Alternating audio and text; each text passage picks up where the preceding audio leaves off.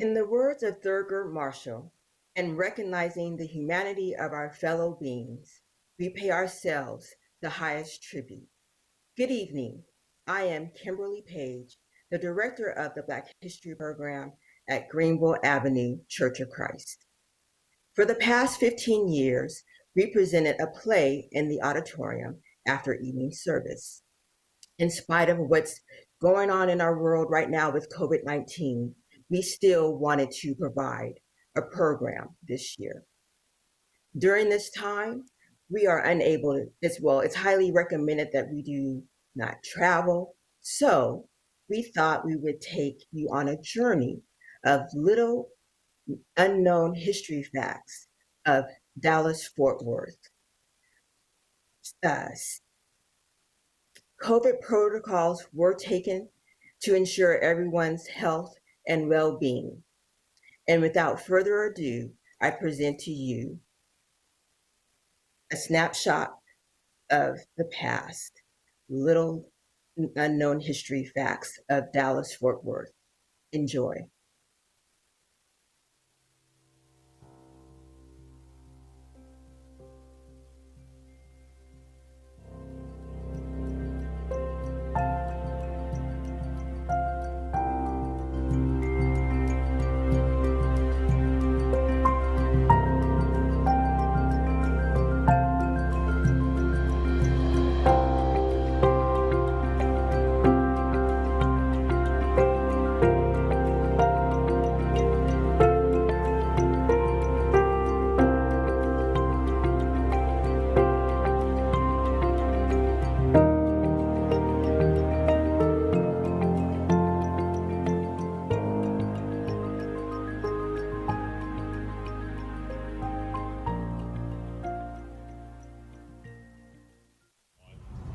Good morning. We're at the Dallas Heritage Village this morning, and we're going to take you on a journey of the earlier settlers of Dallas.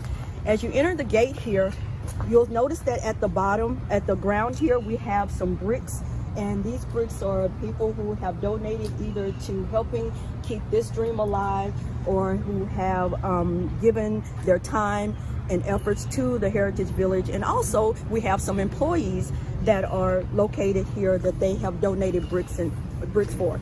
So as we're walking around, we have right here where you get your ticket sales, and you're coming in some of the old railroad stations and everything that are located here. And it's a very interesting village and a very interesting concept to keep Dallas and their heritage alive. Now, the Heritage Village is located in an area of Dallas where we call the Cedars. Most of the buildings that you see around here were buildings that were located in other areas of Texas.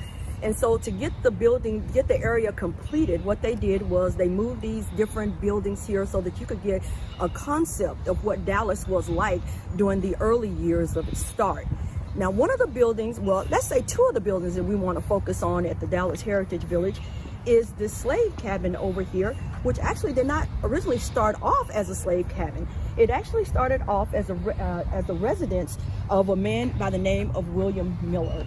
William Miller came to Dallas around 1847, and when he came here, he built this cabin with the help of his slaves, and he lived here as a resident with about 20 family members.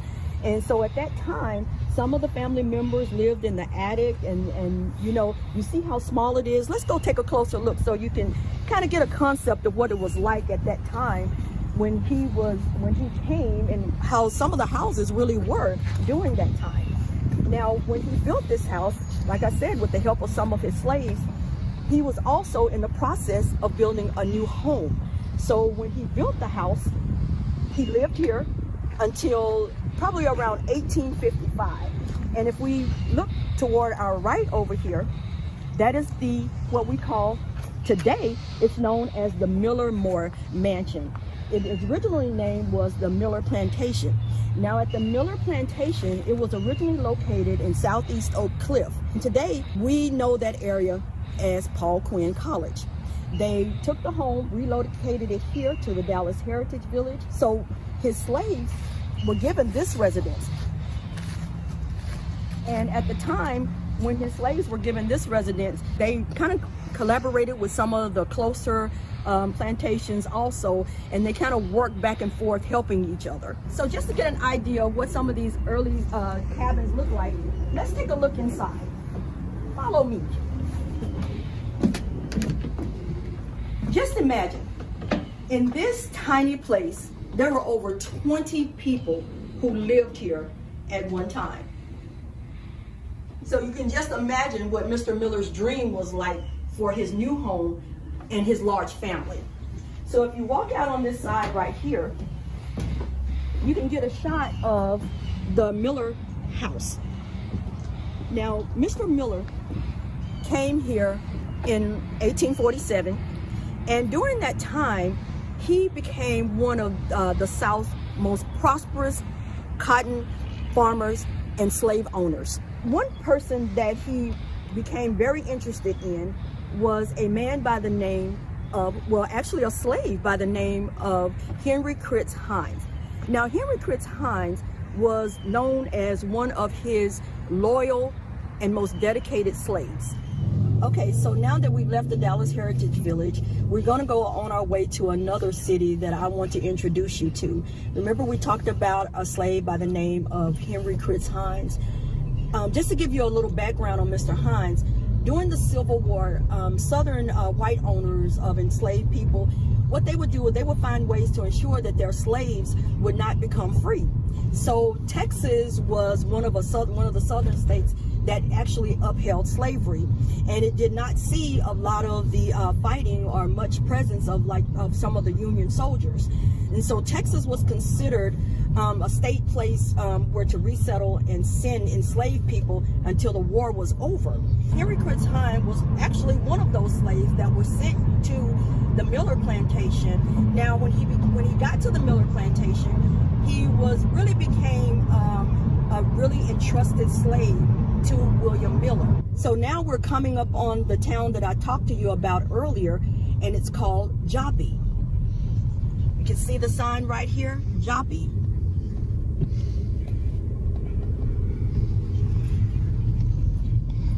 And Joppee was actually named for a city in Israel, was the Joppa city. And if you take a look around here in this community, one of Dallas's early freedom towns.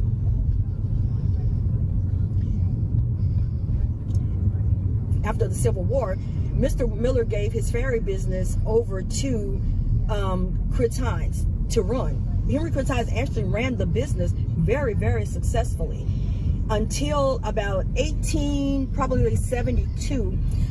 That was the year that the Houston and Texas Central Railway came through. Mr. Hines had then started this little community after the Civil War, actually with some of the slaves from the Overton plantation. Now, going back to the railroad, Mr. Miller actually purchased he purchased into the Houston and Texas Central Railway. And so when the railroad came through, actually Joppee was caught in between that railway. Then they had some storms that hit. It caused Critz Hines' ferry business to pretty much become obsolete. Not only did Miller give Henry Hines some of the ferry business, but he also gave him this land. He gave him this land so that they could settle on after the Civil War. Now, after the Civil War, most of the people, it was about 550 of these freedom towns that were built around Texas.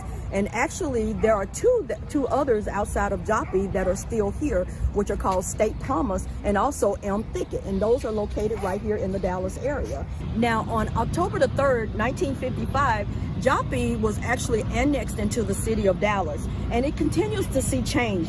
New homes have been built. And in 2015, a new park was opened. A year later, this sign was placed in this park, just to give a brief history of the city of Joppa. Now, what do you know? We have one of the residents of Joppee that came up, and we were talking to her and conversating about the city and its history. And what is your name? I am Denise Fowler.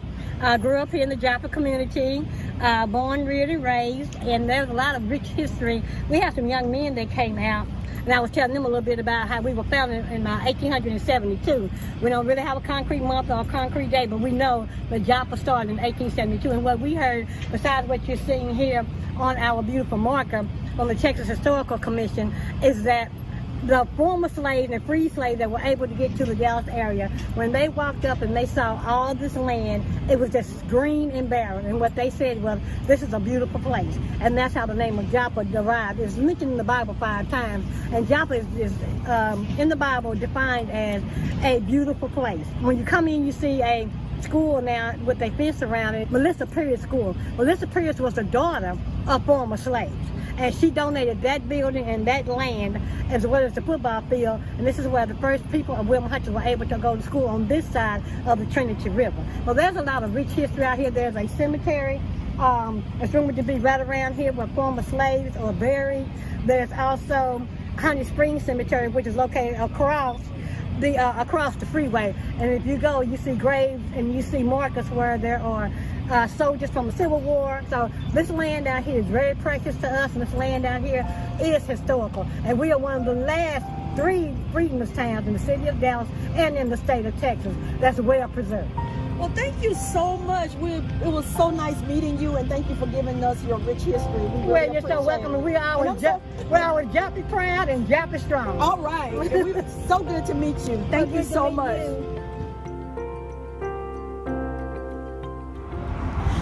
So we're at the Freedman Memorial here off of Haskell and 75.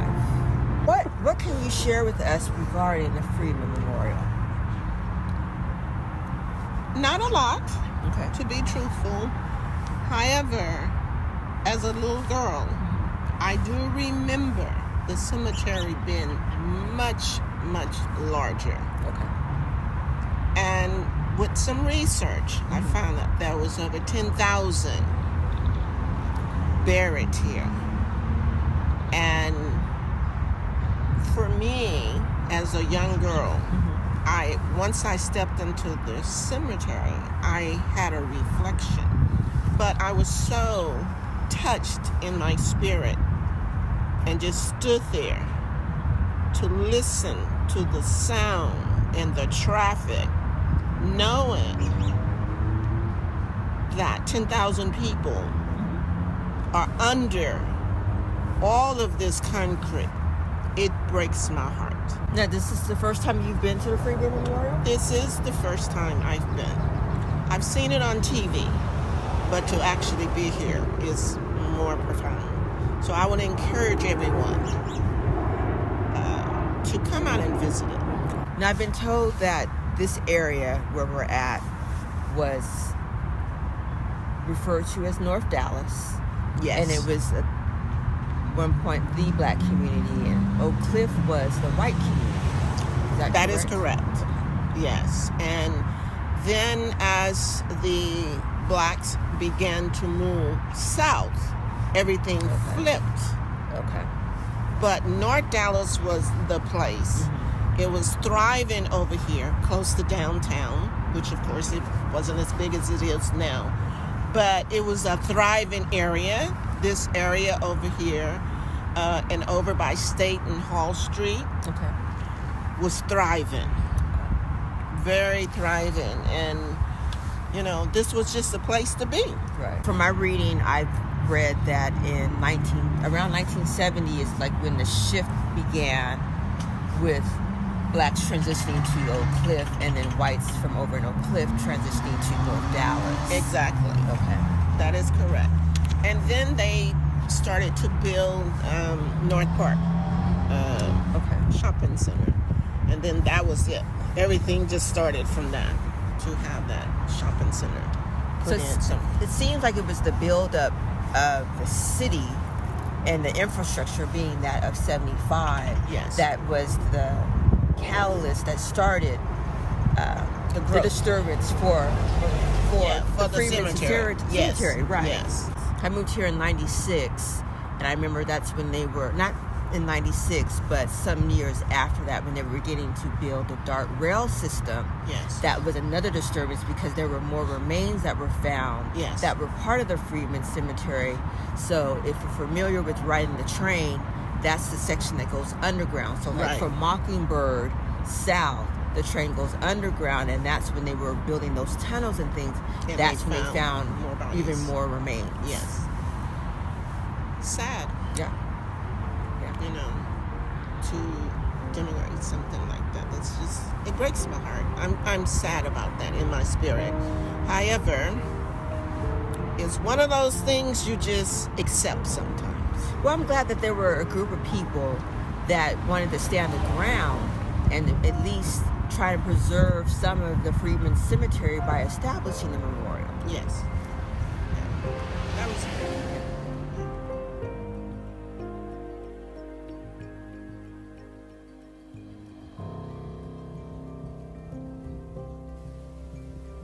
Almeda Chisholm was born in Texas in 1857.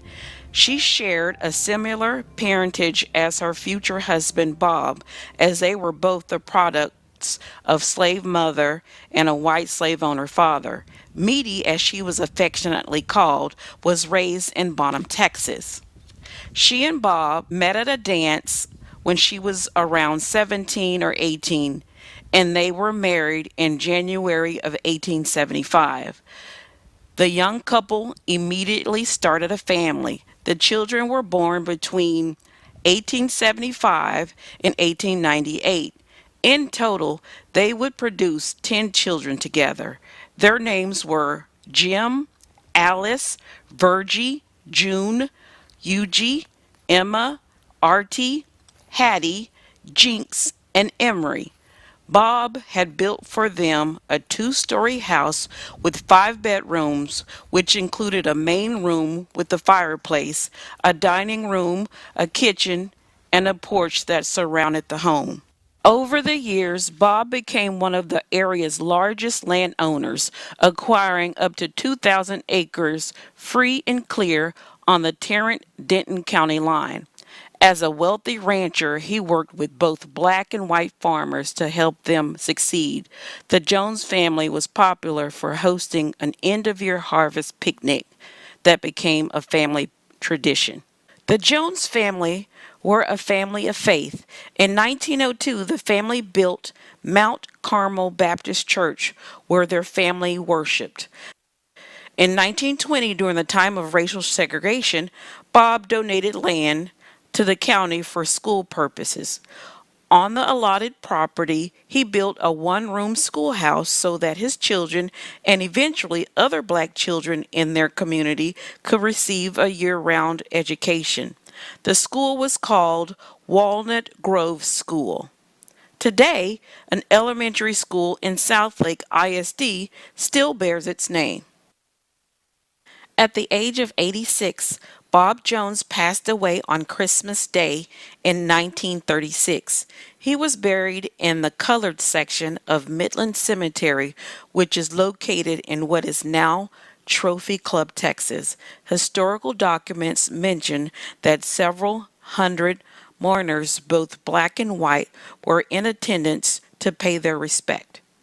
By the mid-1940s, the Army Corps of Engineers had began planning for the construction of Lake Grapevine. Most of the original Jones land was located alongside Denton Creek, so most of it was taken by eminent domain to accommodate the lake. The construction project for Lake Grapevine, which is now Roanoke South Lake, started in 1947 and was completed in 1952. The Joneses family legacy lives on and continued to impact the very community in which they invested and thrived. There are several landmarks in the city of Southlake that are dedicated to the memory of Bob Jones.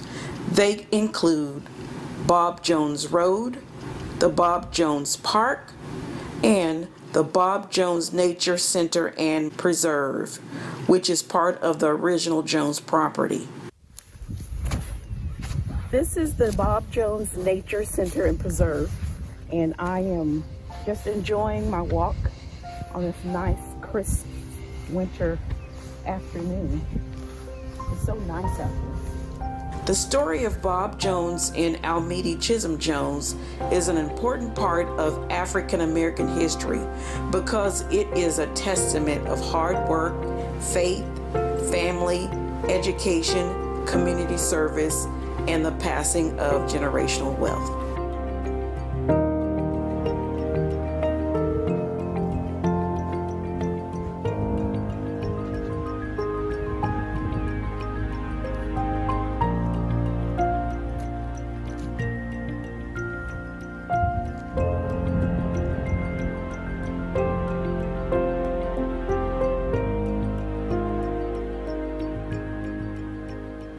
Benjamin R. Blewett was born November the 5th, 1864, in a small community town called Bluitt, Texas, near Corsicana.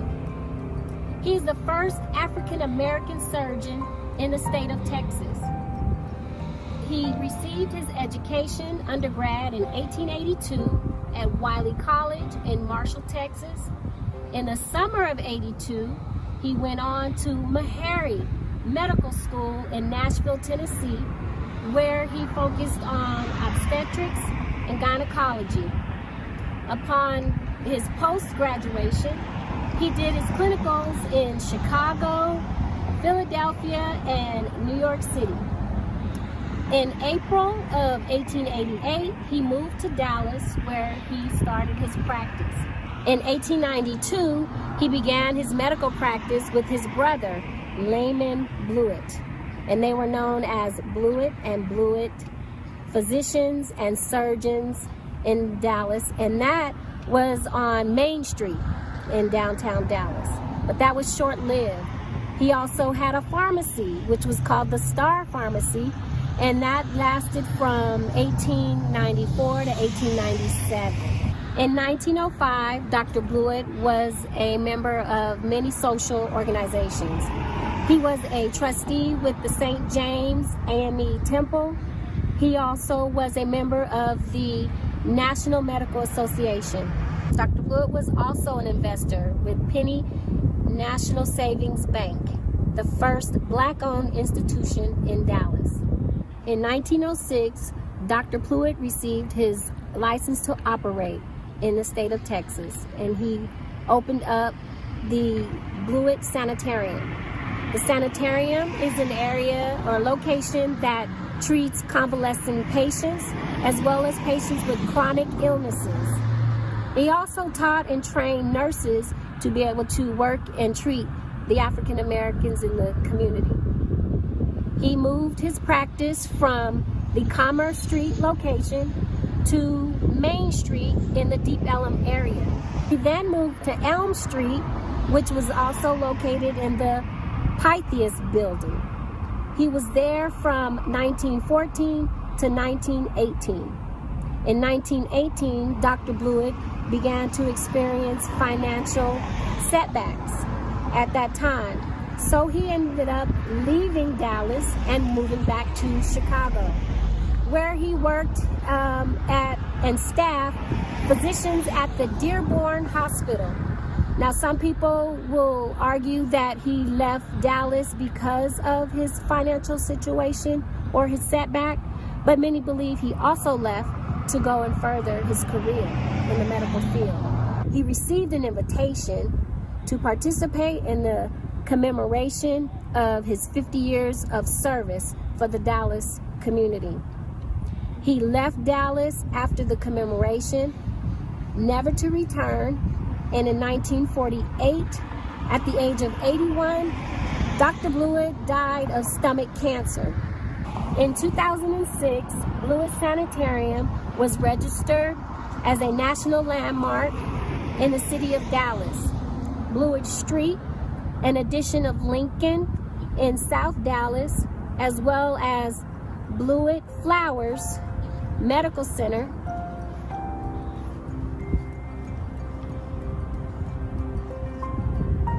were both commemorated as landmarks in Dallas.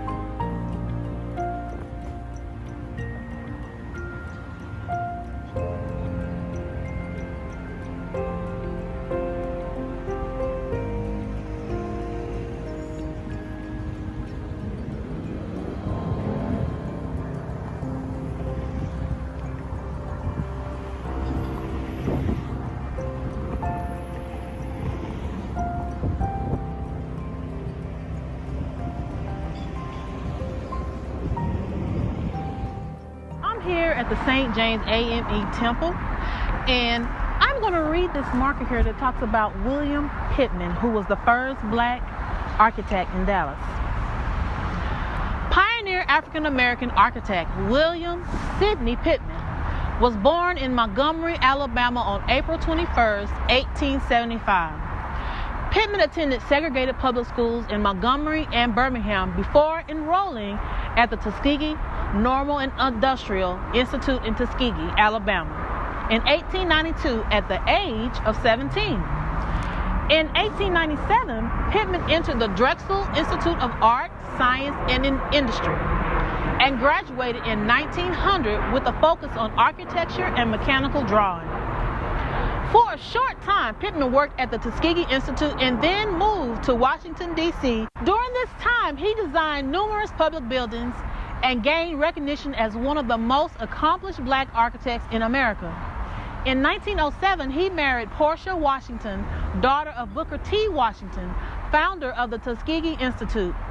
And in 1913, they moved to Dallas, where Pittman operated an office from their home. While in Dallas, Pittman designed many buildings, including the 1916 Pythian Temple, built to serve as the state headquarters for the black fraternal organization, the Knights of Pythias, which is right up the street on Elm and Good Latimer. The building was financed by the black citizens of Dallas and served as the social gathering place for the community. Pittman also designed St. James African Methodist Episcopal Church in Dallas, Joshua Chapel AME Church in Waxahachie, and Allen Chapel AME Church in Fort Worth, along with other buildings. Pittman designed dozens of buildings in the U.S., including 14 known works in Texas. He also published the newspaper Brotherhood Eyes. He died in 1958 and was buried at Glen Oaks, later named Pinkston Cemetery. Pittman is remembered as the first practicing African-American architect in Texas and still serves as an inspiration to future generations.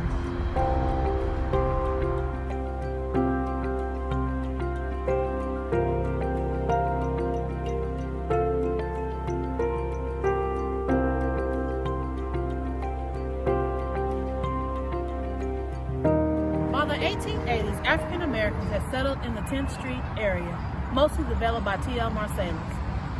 The 1890 census was taken at that time. Oakland's population was 3,360. 538 of that was African Americans lived in the 10th Street area. On May 10, 1900, the city of Dallas bought land for a school for African American children. The Fort Board School was established on 8th Street, east of the Oak Cliff Cemetery. N.W. Harley School was built on the same site in 1928. Many African Americans owned businesses developed in the area along 10th Street, which included cafes, grocery stores, drugstores, barbershops. The early churches in the area were Elizabeth Chapel Methodist, Greater El Bethel Baptist, Smith Chapel, and the Golden Gate Baptist. It is said that William Pittman was the first African American architect in Dallas who designed the Greater El Bethel Baptist. Financing for businesses in the area was scarce. George Boswell, a local resident, began operating a local bank out of a large safe he kept in his house. Great variety of businesses in the 10th Street area reflected the wide range of family living in the district's residential area.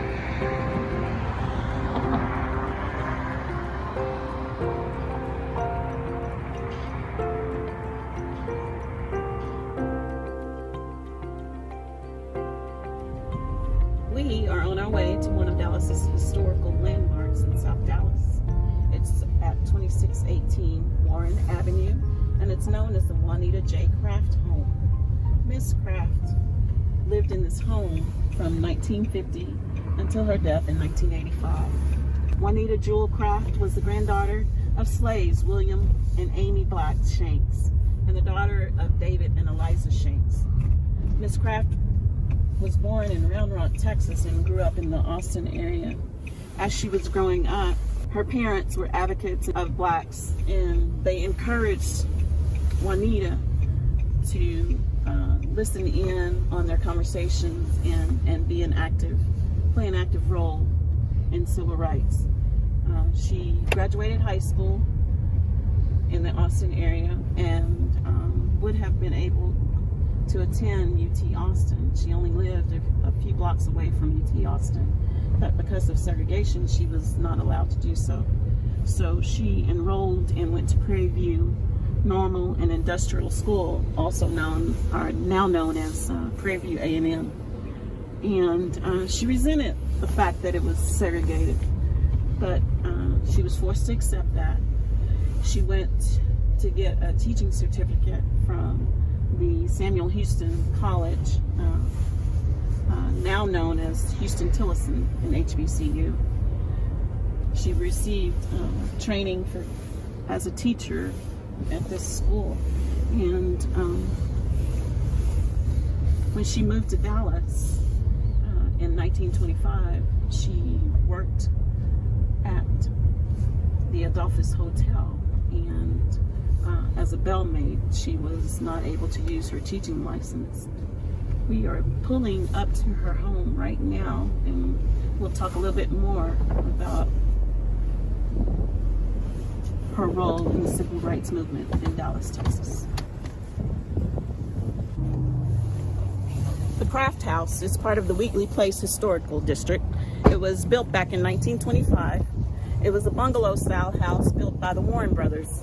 This house sits in the Warren Tract, which was part of a development by the Warren brothers. Back then, along this avenue, there were 13 bungalow-style homes.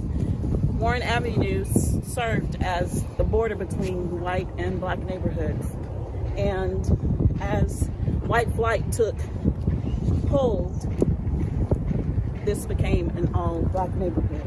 But during the time that Miss Craft first moved here back in 1950, there were bombings and threats of bombings. And so the black people that lived in this neighborhood set up a patrol. And so they would walk and sit on the porches of the homes with shotguns. The house that Miss Craft lived in would serve as a boarding house, as a meeting place, as a bed and breakfast. It was a crafting center, a gathering place for NAACP youth councils, just a place for youth to gather here and to become part of the civil rights movement. Come on, let's go take a look.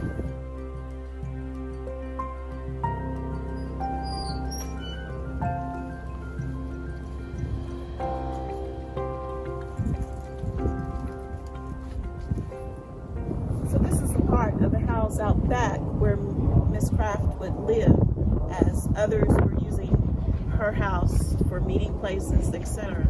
This area over here, she had this barbecue pit built so that it would be a spillover, and she would have barbecues. She said she cooked a lot of chicken out here, and they would use this in this whole yard as meeting place, as a spillover from the house. Much of Ms. Craft's work over the years involved young people. She influenced Ted Watkins, the former president of the Dallas NAACP, Diane Ragsdale, Miss Community, a former member of the Dallas City Council. She inspired Dallas's first black judge, Louis A. Bedford, all as children. So they grew up in this area, and her work inspired them and helped them and shaped them to be the people that they are today. Throughout her life, she would interact with civil rights leaders such as Martin Luther King and other notable political figures like Lyndon B. Johnson.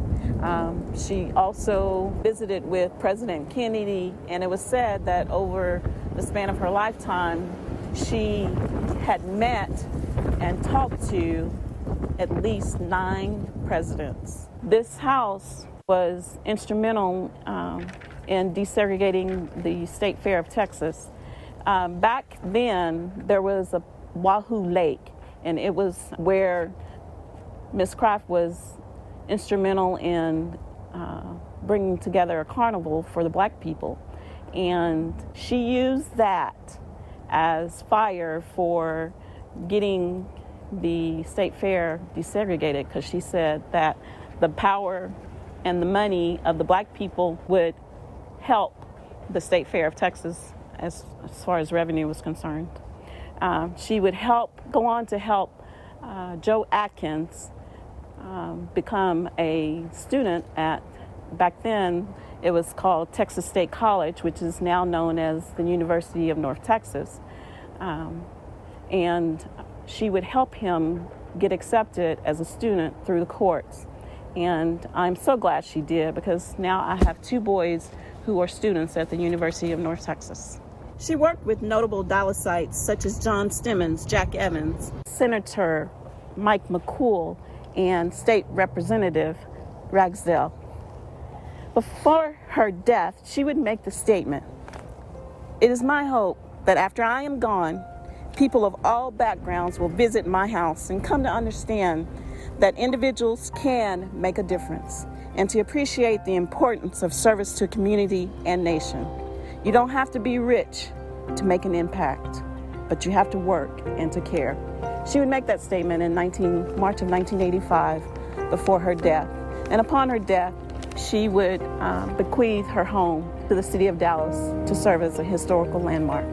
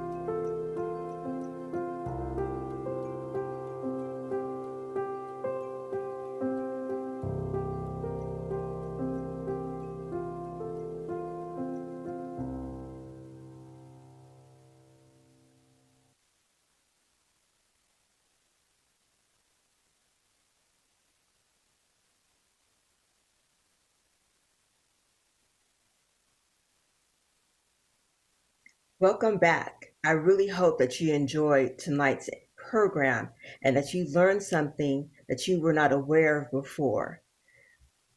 I would like to give some special thank yous to those who made this possible and supported us along the way. The GACC leadership, the GACC stream team, our videographers and editors, Terrell Rogers and Floyd McLean Jr. From South Lake Historical Society, Connie Cooley. From the city of Dallas, the city archivist, John Slate, and a resident of Joppee, Miss Claudia Fowler.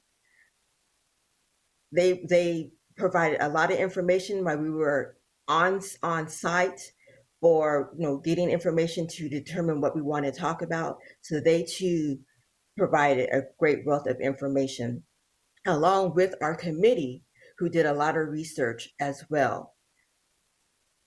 Now it is time for some comments and a short conversation with Brother John Bradshaw.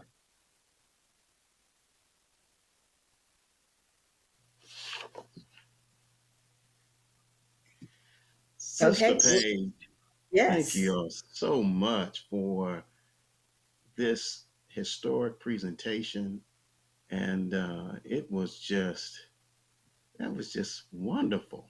I am Thank just amazed on behalf of the leadership of all of the work that went into this. Um, I just don't know what to say. Y'all did an outstanding job, and we thank thank you so much for shedding light on so many of the historical sites in our city. How did you just come about wanting to do this? So I guess back in the summer when we realized, we would be in this situation for a while, where, like everyone else on a Zoom call, and we just started brainstorming and realizing that, you know what, we haven't talked about Black history and pertaining to Dallas. So we actually started in Dallas, and as you kind of research and get more information, as you saw, we went from south over to the Joppee community, over to South Lake, and it just everyone was motivated and willing to learn more about the Dallas Fort Worth area. Okay, so say I want to take my family on the trip to all of these places. Uh, how can I go about doing that? So we will actually provide some links on the website with some links, the various resources. So like for Bob Jones Nature Center, is open typically Monday through Friday. There's even an exhibit inside the Welcome Center. Now with COVID, you would have to call to make probably an appointment to go, but you'll see some of the artifacts from the Jones family. Joppee, it's the community there. There's some old homes. There's the restaurant that we went to at Nana B's, and then you have the Freedman Memorial, which is right there off of Lemon and 75, which is why you heard some of the background noise of the cars passing by, because it's right off the service road. But we encourage everyone to check out these places yourself. They're right here in our own backyard. So say one more thing. Say if I got on late today and I want to see this again, how can I go about seeing this? It will Or be sharing it with someone. Right. Okay. It will be on the Greenville Avenue Church of Christ YouTube channel. So as soon as you and I are finished, the stream team will tie up some loose ends and then make it available. So please subscribe to our channel, share this program with others. It's great information, and a lot of the information is not known. Okay. Well, again, on behalf of the leadership, we thank each and every one of you for your dedication and commitment to making this program a stellar program each and every year. You all never stop amazing us at the history and the presentations that you bring to us. And we are just so thankful and appreciative to you and your team. And may God continue to bless you. And we just can't wait to see what next year will bring, if the Lord's will. Thank you.